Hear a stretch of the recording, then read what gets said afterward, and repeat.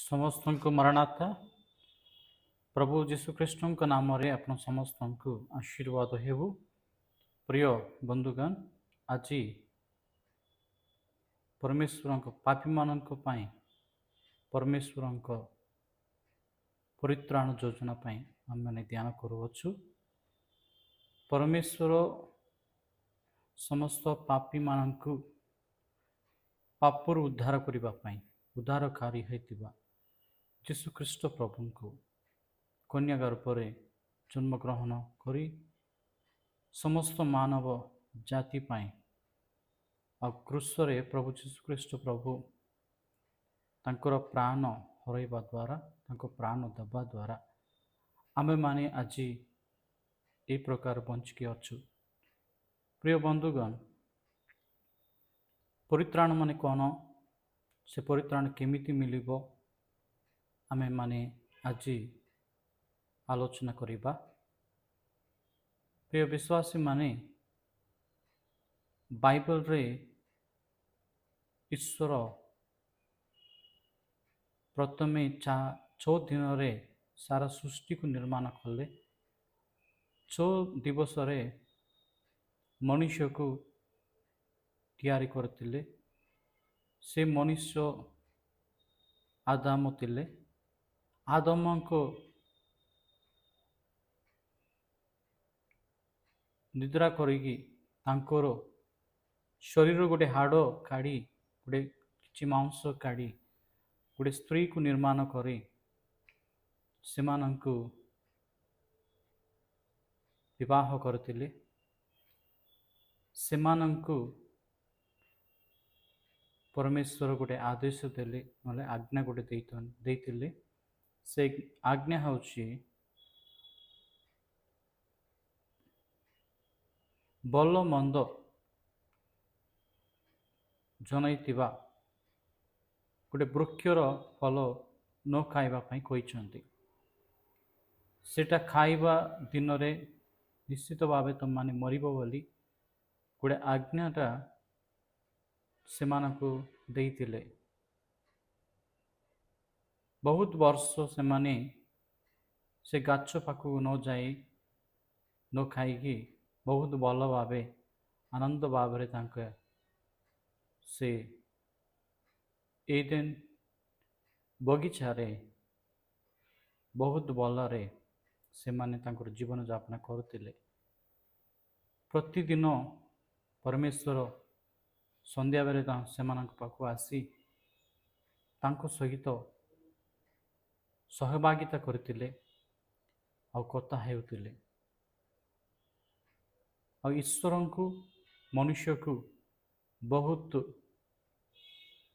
भल भावे सहभागिता थिला। गोटे दिन रे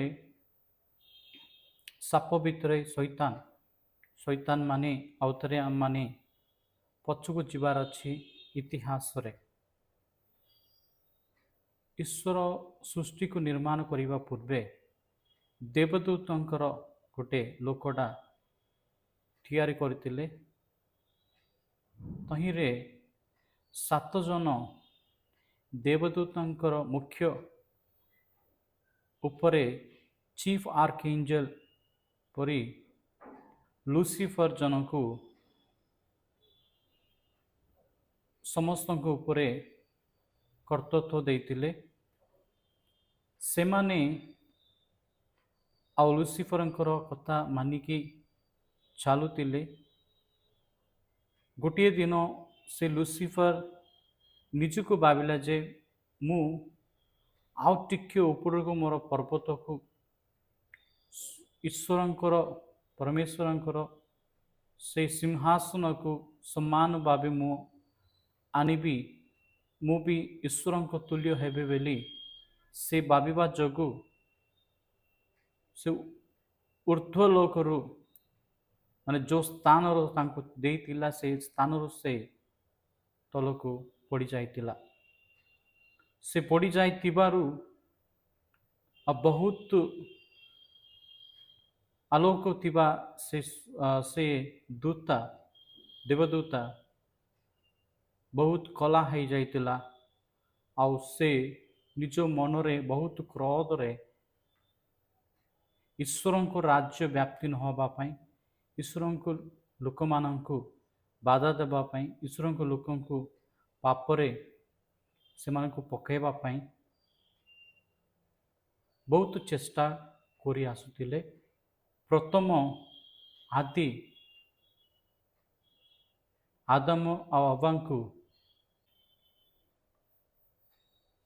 ପ୍ରିୟ ବିଶ୍ୱାସୀମାନେ ସେହି ପ୍ରକାର ଶୈତାନ ଈଶ୍ୱରଙ୍କର କାର୍ଯ୍ୟକୁ ବିନାଶ କରିବା ପାଇଁ, ଈଶ୍ୱରଙ୍କ ଲୋକଙ୍କୁ ଈଶ୍ୱରଙ୍କ ଠାରୁ ଦୂର କରିବା ପାଇଁ ବହୁତ ଚେଷ୍ଟା କରି ଆସୁଥିଲା ଏବେ ପର୍ଯ୍ୟନ୍ତ। ସେଇ ଦିନରେ ଆଉ ସେ ସମୟରେ ଯେତେବେଳେ ଆଦମ ଆଉ ଅବା ସେ ଇଡେନ୍ ଗାର୍ଡେନରେ, ଇଡେନ୍ ବଗିଚାରେ ଥିଲେ, ସେ ସମୟରେ ଅବା ସେ ଗଛ ପାଖକୁ ଗଲା ପରେ ସେଇଠୁ ସାପ ଭିତରେ ପଶୁଥିବା ଶୈତାନ ତାଙ୍କ ସହିତ କଥାବାର୍ତ୍ତା ହେଇଥିଲା। ତାଙ୍କର ମନରେ ଯାହା ଈଶ୍ୱରଙ୍କ ଆଜ୍ଞା ଅଛି ସେଟା ଜାଣିଥିଲା। ଜାଣି ସାରିଲା ପରେ ସେ ଅବାଙ୍କୁ କହିଥିଲା, ଏ ପ୍ରକାର ତୁମମାନେ କେବେ ବି ମରିବ ନାହିଁ, ତାହା ଖାଇଲେ ତୁମମାନେ ଦେବତା ହେଇଯିବ। ଯେତେବେଳେ ସେ କଥା ଶୁଣିଥିଲା ଅବା ତୁରନ୍ତ ତାଙ୍କେ ସେ ଫଳଟାକୁ କାଢ଼ି ନିଜେ ଖାଇଲା, ତାପରେ ତାଙ୍କର ସ୍ୱାମୀକୁ ମଧ୍ୟ ଦେଇଥିଲା। ଦୁଇ ଜଣ ଖାଇସାରିଲା ପରେ ତାଙ୍କର ଆଖି ଫିଟିଲା, ତାଙ୍କ ମନ ବି ଫିଟିଲା। ସେମାନେ ଜାଣିଲେ ଯେ ସେମାନେ ଆଉ କିଛି ବି ପିନ୍ଧି ନାହାନ୍ତି। ସେମାନେ ଆଉ ଲାଜରେ ଗଛ ଆଡ଼େ ଲୁଚେଇବା ପାଇଁ ପଳାଇଥିଲେ। ସବୁଦିନ ଯେପରି ପରମେଶ୍ୱର ତାଙ୍କୁ ମିଶିବା ପାଇଁ ଆସୁଥିଲା, ସେ ପ୍ରକାର ସେଇଦିନ ମଧ୍ୟ ଆସିଥିଲେ। ଆଉ ଯେତେବେଳେ ପରମେଶ୍ୱର ରବ ଶୁଣି ସେ ଲୁଚଉଥିଲା, ଆଦମଙ୍କୁ ଡାକିଲା ପରେ ଆଦମ କହୁଛନ୍ତି, ମୁଁ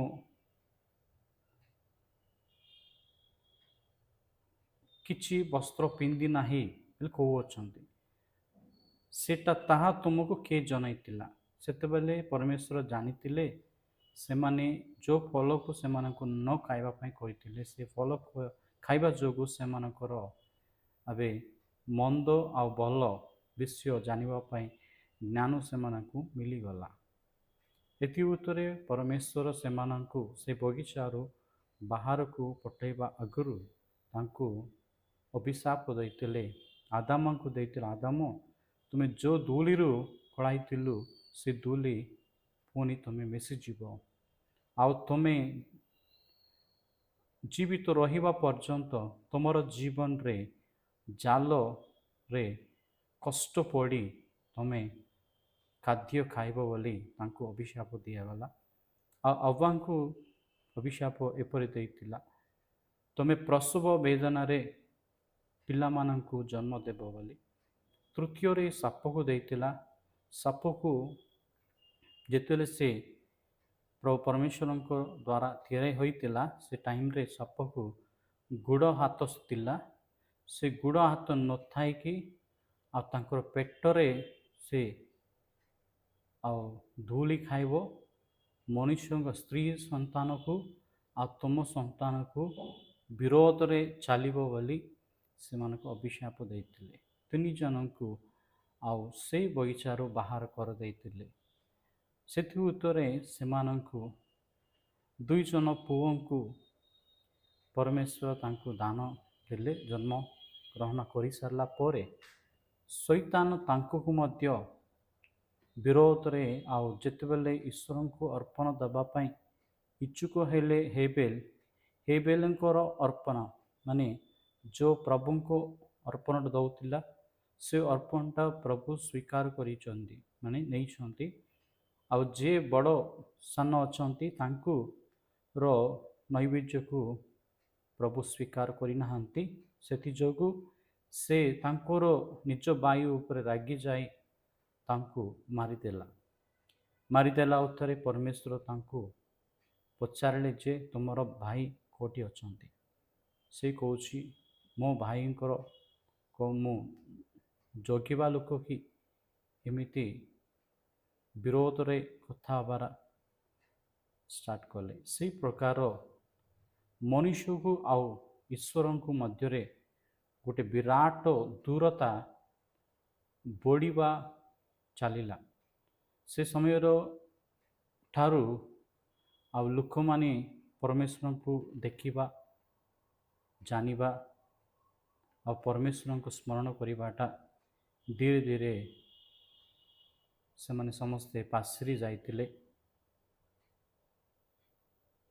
ସେ ପ୍ରକାର ପାପ ଜୀବନରେ ବହୁତ ବୃଦ୍ଧି ପାଇବା ଯୋଗୁଁ ଆଉ ପାପ ଥିବା ଯୋଗୁଁ ହୃଦୟରେ ଆତ୍ମିକ ଚକ୍ଷୁଟା ବନ୍ଦ ହୋଇଯାଇଥିଲା।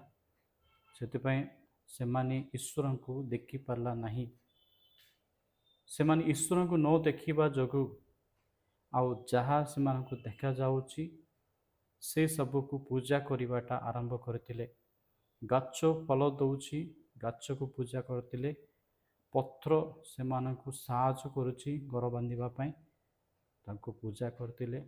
ତାପରେ ବିଭିନ୍ନ ପଶୁଙ୍କୁ, ବିଭିନ୍ନ ଜାତିର ଜନ୍ତୁମାନଙ୍କୁ ମଧ୍ୟ ସେମାନେ ପୂଜା କରିବାର ଆରମ୍ଭ କରିଥିଲେ। ଈଶ୍ୱରଙ୍କୁ ସେମାନେ ଆଉ ଜାଣିନଥିଲେ। ଏହି ପ୍ରକାର ଚାଲିଥିବା ସମୟରେ ପରମେଶ୍ୱର ଇଚ୍ଛୁକ ହେଲେ ତାଙ୍କର ନିଜ ପୁତ୍ରଙ୍କୁ ଏ ଜଗତକୁ ପଠାଇ ସମସ୍ତଙ୍କୁ ତାଙ୍କର ପିଲା ହେବା ନିମନ୍ତେ ପୁଣି ସମସ୍ତଙ୍କ ସହିତ ସହଭାଗିତା ହେବା ପାଇଁ ପ୍ରଭୁ ଯୀଶୁଖ୍ରୀଷ୍ଟ ପ୍ରଭୁଙ୍କୁ 4004 ବର୍ଷ ପରେ କନ୍ୟା ଗର୍ଭରେ, କନ୍ୟା ମରିୟମ ଗର୍ଭରେ ପବିତ୍ର ଆତ୍ମାଙ୍କ ଶକ୍ତି ଦ୍ୱାରା ଗର୍ଭବତୀ ହୋଇ ଯୀଶୁଙ୍କୁ ଜନ୍ମ ଦେଇଥିଲେ। ସେ ଜନ୍ମଗ୍ରହଣ କରିଲା ଉତ୍ତରେ ପୂର୍ବ ଦିଗରେ ରାଜାମାନେ, ପଣ୍ଡିତମାନେ ଆସିକି ପ୍ରଭୁ ଯୀଶୁଖ୍ରୀଷ୍ଟଙ୍କୁ ସେମାନେ ଆରାଧନା ଉପାସନା କରିଥିଲେ। ସେମିତି ମେଷପାଳକମାନେ ମଧ୍ୟ ଆସିଥିଲେ, ସେମାନେ ମଧ୍ୟ ଆଉ ଯୀଶୁଙ୍କୁ ପୂଜା କରିଥିଲେ, ଉପାସନା କରିଥିଲେ। ସେଇ ପ୍ରକାର ପ୍ରଭୁ ଯୀଶୁଖ୍ରୀଷ୍ଟ ପ୍ରଭୁ ତାଙ୍କର ଜୀବନରେ ଆଉ ସ୍ୱର୍ଗରାଜ ସନ୍ନିକଟ ମନ ପରିବର୍ତ୍ତନ କରନ୍ତୁ। ଏହା ପ୍ରଭୁ ଯୀଶୁଖ୍ରୀଷ୍ଟ ପ୍ରଭୁ ସମସ୍ତ ମନୁଷ୍ୟମାନଙ୍କୁ ଶିକ୍ଷା ଦେଉଥିଲେ ଆଉ ସମସ୍ତ ମନୁଷ୍ୟମାନଙ୍କ ପାଇଁ ବହୁତ ରୋଦନରେ, କ୍ରନ୍ଦରେ ସମସ୍ତଙ୍କର ପରିତ୍ରାଣ ପାଇଁ ପ୍ରାର୍ଥନା କରୁଥିଲେ ଆଉ ନିଜ ପ୍ରାଣକୁ କ୍ରୁଶରେ ବଳିଦାନ କରିଦେଇଥିଲେ। ଆଉ ତାଙ୍କର ବଳିଦାନ ଦ୍ୱାରା ଆମମାନେ ସମସ୍ତେ ପାପରୁ ମୁକ୍ତି ଆଉ ଉଦ୍ଧାର ପାଇଥିଲୁ ବୋଲି ଆମେ ସମସ୍ତେ ବିଶ୍ୱାସ କରିବାର ଅଛି। ଏହି ସୁସମାଚାରକୁ ସାରା ଜଗତକୁ ଯାଇ କହିବା ପାଇଁ ପ୍ରଭୁ ଯୀଶୁଖ୍ରୀଷ୍ଟ ପ୍ରଭୁ ଆଦେଶ ଦେଇଥିଲେ। ସେଥିପାଇଁ ସମସ୍ତେ ପାଲକମାନେ, ଇଭାଞ୍ଜେଲିଷ୍ଟମାନେ, ପ୍ରଚାରକମାନେ ସାରା ଜଗତକୁ ଯାଇ ସୁସମାଚାରକୁ ଘୋଷଣା କରୁଅଛନ୍ତି। ଏ ସୁସମାଚାର ଶୁଣିବା ଦ୍ୱାରା, ମାନିବା ଦ୍ୱାରା, ବିଶ୍ୱାସ କରିବା ଦ୍ୱାରା ଆପଣମାନେ ଅନନ୍ତ ଜୀବନ ପ୍ରାପ୍ତ ହେବ। ସେଥିପାଇଁ ଯେତେବେଳେ ଖ୍ରୀଷ୍ଟିଆନ ମାନେ ଆପଣଙ୍କ ଗାଁକୁ, ଆପଣଙ୍କ ସହରକୁ, ଆପଣଙ୍କ ଘରକୁ ଆସୁଅଛନ୍ତି, ସେମାନଙ୍କର କଥା ଶୁଣିବା ପାଇଁ ଇଚ୍ଛୁକ ହୁଅନ୍ତୁ। କାହିଁକି ମାନେ ଏହି ସୁସମାଚାର ଯଦି ଆପଣମାନେ ନ ଜାଣିଲେ ଆମମାନଙ୍କୁ ପ୍ରଭୁ ପ୍ରଶ୍ନ ପଚାରିବେ, କାହିଁକି କହିନାହାନ୍ତି? ସେ ପ୍ରକାର କାହାକୁ ମଧ୍ୟ ସାରା ଜଗତରେ ଜଣକୁ ମଧ୍ୟ ଈଶ୍ୱରଙ୍କ ବାକ୍ୟ, ଈଶ୍ୱରଙ୍କ ସୁସମାଚାର ପାଇନାହିଁ ବୋଲି କହିବାଟା ରହିବାର ନାହିଁ। ସେଥିପାଇଁ ସମସ୍ତଙ୍କୁ କୁହାଯାଉଛି ଈଶ୍ୱରଙ୍କ ରାଜ୍ୟ ଅନ୍ୱେଷଣ କରନ୍ତୁ ଆଉ ଈଶ୍ୱରଙ୍କ ରାଜ୍ୟ ସନ୍ନିକଟ ମନ ପରିବର୍ତ୍ତନ କରନ୍ତୁ। ପ୍ରିୟମାନେ, ପରିତ୍ରାଣ ପାଇବା ପାଇଁ କ୍ରୁଶରେ ମରିକି ତୃତୀୟ ଦିନରେ ପୁନର୍ବାର ଜୀବିତ ପରମେଶ୍ୱର ପୁତ୍ର ପ୍ରଭୁ ଯୀଶୁଖ୍ରୀଷ୍ଟ ପ୍ରଭୁ ସମସ୍ତଙ୍କୁ ସାକ୍ଷାତ ଦେଇଥିଲେ, ଦର୍ଶନ ଦେଇଥିଲେ। 500 ଲୋକମାନଙ୍କୁ ଦର୍ଶନ ଦେଇ ଆରୋହଣ ହେଇ ପୁଣି ଥରେ ମୁଁ ଦ୍ୱିତୀୟ ଆଗମନ ଶୀଘ୍ର ଆସୁଅଛି ବୋଲି ସମସ୍ତଙ୍କୁ ଶିଷ୍ୟଗଣଙ୍କୁ କହିଥିଲେ। ସେଇ କଥାରେ ବିଶ୍ୱାସ ରଖି ସମସ୍ତେ ଆମମାନେ ଅପେକ୍ଷା କରୁଅଛୁ ପ୍ରଭୁ ଶୀଘ୍ର ଆସିବ ବୋଲି। ପ୍ରଭୁ ଶୀଘ୍ର ଆସିବାର ଅଛି ମାନେ ଶୀଘ୍ର ସୁସମାଚାର ସମସ୍ତଙ୍କୁ ଆଉ ପାଇବାର ଅଛି, ସମସ୍ତେ ଜାଣିବାର ଅଛି। ଆଉ ଯେଉଁମାନେ ସୁସମାଚାରକୁ ଶୁଣି ତାଙ୍କର ନିଜ ଜୀବନରେ ଆଲୋଚନା କରନ୍ତି ସେମାନେ ପରିତ୍ରାଣ ପାଇବେ। ଆଉ ଯେଉଁମାନେ ଶୁଣିକି ମଧ୍ୟ ଘୃଣା କରନ୍ତି ଆଉ ଶୁଣନ୍ତି ନାହିଁ ଆଉ ବିରୁଦ୍ଧରେ କଥା ହୁଅନ୍ତି ସେମାନଙ୍କୁ ପରିତ୍ରାଣ ମିଳିବ ନାହିଁ। ସେଥିପାଇଁ ସମସ୍ତେ ଯେ ହେଲେ ମଧ୍ୟ ଈଶ୍ୱରଙ୍କୁ ନ ଜାଣିନାହାନ୍ତି ସେମାନେ ପବିତ୍ର ବାଇବେଲ ପଢ଼ନ୍ତୁ, ଈଶ୍ୱରଙ୍କ ରାଜ୍ୟ ପାଇଁ ଜାଣନ୍ତୁ, ଈଶ୍ୱରଙ୍କ ସୁସମାଚାରକୁ ଶୁଣନ୍ତୁ। ଆଉ ଈଶ୍ୱରଙ୍କର ଯେଉଁଠି ଈଶ୍ୱରଙ୍କର ବାକ୍ୟ ମିଳିବ ସେଇଠି ଈଶ୍ୱରଙ୍କ ମନ୍ଦିରକୁ ଚର୍ଚ୍ଚକୁ ଯାଆନ୍ତୁ, ପ୍ରାର୍ଥନା କରନ୍ତୁ, ଅଣ୍ଟ ମାଡ଼ି ପ୍ରାର୍ଥନା କରନ୍ତୁ, ପ୍ରଭୁ ମୋର ପାପକୁ କ୍ଷମା କରନ୍ତୁ। ଆଉ ଯେଉଁ ପାପ ମୁଁ ଜାଣିକି କରିଥିଲି ନ ଜାଣିକି କରିଥିଲି ସେ ସବୁ କିଛି ଆପଣଙ୍କ ଆଗରେ ମୁଁ ସ୍ୱୀକାର କରୁଅଛି, ମୋର ପାପ ସବୁ କ୍ଷମା କରନ୍ତୁ ବୋଲି ପ୍ରଭୁ ଯୀଶୁଖ୍ରୀଷ୍ଟ ପାଖରେ ଆମେ ନିବେଦନ କଲେ ନିଶ୍ଚିତ ଭାବେ ଆମମାନେ କ୍ଷମା ମିଳିବ, ପରିତ୍ରାଣ ମିଳିବ, ସ୍ୱର୍ଗରାଜ ମଧ୍ୟ ମିଳିବ। ସେଥିପାଇଁ ସମସ୍ତେ ଶୁଣନ୍ତୁ, ଜାଣନ୍ତୁ, ପଢ଼ନ୍ତୁ, ଅନୁସରଣ କରନ୍ତୁ, ପରିତ୍ରାଣ ପାଆନ୍ତୁ, ଶେଷରେ ସ୍ୱର୍ଗରାଜ୍ୟରେ ପ୍ରଭୁଙ୍କୁ ମିଶିବା ପାଇଁ ସମସ୍ତେ ପ୍ରସ୍ତୁତ ହୁଅନ୍ତୁ। ପ୍ରିୟ ପ୍ରଭୁଙ୍କ ସନ୍ତାନଗଣ, ସମସ୍ତେ ଈଶ୍ୱରଙ୍କ ରାଜ୍ୟ ପାଇଁ ହିଁ କୁହନ୍ତୁ। ଆଜିକାଲି ଲୋକମାନେ, ପାଲକମାନେ ଏପରି ହୋଇଯାଇଛନ୍ତି, ସେମାନେ କେବଳ ଈଶ୍ୱରଙ୍କୁ ସ୍ମରଣ କଲେ, ବିଶ୍ୱାସ କଲେ ସୁସ୍ଥତା ମିଳିବ, ଜବ୍ ମିଳିବ, ବିବାହ ହେବ, ପିଲାମାନେ ହେବ ଆଉ ଘର ବାନ୍ଧି ପାରିବେ, ଧନୀ ହୋଇପାରିବ, ଏହି ଇତ୍ୟାଦି ଗୁଡ଼ିକ ସମସ୍ତେ କହୁଅଛନ୍ତି। ସେ ସବୁ ପଛେ ମିଳିବ, ପ୍ରଥମେ ତାଙ୍କର ଈଶ୍ୱରଙ୍କ ରାଜ୍ୟକୁ, ତାଙ୍କର ଧାର୍ମିକତାକୁ ଅନ୍ୱେଷଣ କଲା ଉତ୍ତରେ ଯାହା କିଛି ଆମକୁ ନିହାତି ଅଛି, ଆବଶ୍ୟକତା ଅଛି, ସେ ସବୁ ଦେବେ ବୋଲି ପ୍ରଭୁ କହିଅଛନ୍ତି। ସେଥିପାଇଁ ଆପଣମାନେ ସମସ୍ତେ ପ୍ରଥମେ ଈଶ୍ୱରଙ୍କ ରାଜ୍ୟ ଖୋଜନ୍ତୁ, ତାଙ୍କର ଧାର୍ମିକତାକୁ ଖୋଜନ୍ତୁ। ନିଶ୍ଚିତ ଭାବେ ସୁସ୍ଥତା ମିଳିବ, ଘର ବି ବାନ୍ଧି ପାରିବ, ପିଲାମାନଙ୍କୁ ବାହାଘର ବି କରିପାରିବେ। ସବୁକିଛି ଆପଣଙ୍କୁ ଯାହା ଆବଶ୍ୟକତା ଅଛି ଆପଣ କରିବା ଆଗରୁ ପରମେଶ୍ୱର ସବୁକିଛି ଜାଣିଅଛନ୍ତି।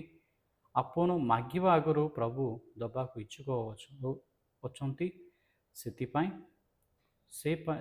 ସେ ସବୁ ପାଇଁ ଆପଣମାନେ ଚିନ୍ତିତ ହୁଅନ୍ତୁ ନାହିଁ। ନିଶ୍ଚିତ ଭାବେ ପରମେଶ୍ୱର ଆପଣଙ୍କୁ ସାହାଯ୍ୟ କରିବେ। ଆଉ ପରିତ୍ରାଣ ପାଇବା ପାଇଁ ଏହି ପ୍ରକାର ମୁଁ ଏବେ ପର୍ଯ୍ୟନ୍ତ ଯାହା କହିଥିଲି ସେ ସବୁ କରନ୍ତୁ। ଯେଉଁମାନେ ଜାଣିନାହାନ୍ତି ସେମାନଙ୍କୁ ସୁସମାଚାର ଘୋଷଣା କରନ୍ତୁ। ଆଉ ଈଶ୍ୱରଙ୍କୁ ମନ୍ଦିରକୁ ଯାଆନ୍ତୁ, ପ୍ରାର୍ଥନା ଗୃହକୁ ଯାଇକି ପ୍ରାର୍ଥନାରେ ସହଭାଗିତା ରହିବା ଦ୍ୱାରା ଆଉ ଈଶ୍ୱରଙ୍କର ବାକ୍ୟର ସହଭାଗିତା ରହିବା ଦ୍ୱାରା, ତାଙ୍କର ଉପସ୍ଥିତିରେ ସବୁବେଳେ ପ୍ରାର୍ଥନା କରିବା ଦ୍ୱାରା ନିଜେ ଆପଣଙ୍କୁ ଶକ୍ତି ପ୍ରାପ୍ତ ହୋଇ ପାପକୁ ଆପଣ ଘୃଣା କରିପାରିବେ, ପାପରୁ ଆପଣ ମୁକ୍ତି ପାଇପାରିବେ, ପାପରୁ ଉଦ୍ଧାର ପାଇକି ଆଉ ପାପ ଉପରେ ବିଜୟ ଆପଣ ପାଇପାରିବେ। ସେହି ପ୍ରକାର ଆଶୀର୍ବାଦ ପ୍ରଭୁ ଦେବେ। ସେହି ପ୍ରକାର ଆଶୀର୍ବାଦ ନେବା ପାଇଁ ଆପଣ ବିଶ୍ୱାସ କରନ୍ତୁ। ପ୍ରଭୁ ଯୀଶୁଖ୍ରୀଷ୍ଟଙ୍କ ନାମରେ ଆପଣ ସମସ୍ତଙ୍କୁ ପରିତ୍ରାଣ ଆଉ ଈଶ୍ୱରଙ୍କ ସହିତ ସହଭାଗିତା ସମସ୍ତଙ୍କ ପ୍ରତି ହେଉ। ଆମେନ୍। परमेश्वरଙ୍କ परित्राण प्रथम पार्ट एबे पर्यंत आपको कुहଯାଇଛି समस्ते शुणु और ईश्वर को द्वितीय आगमन चैनल को सब्सक्राइब करंतु शेयर करंतु अन्य मानक मध्य ए सुसमाचार पहुँचवाई आपणकर चेष्टा करंतु समस्त को मरणाता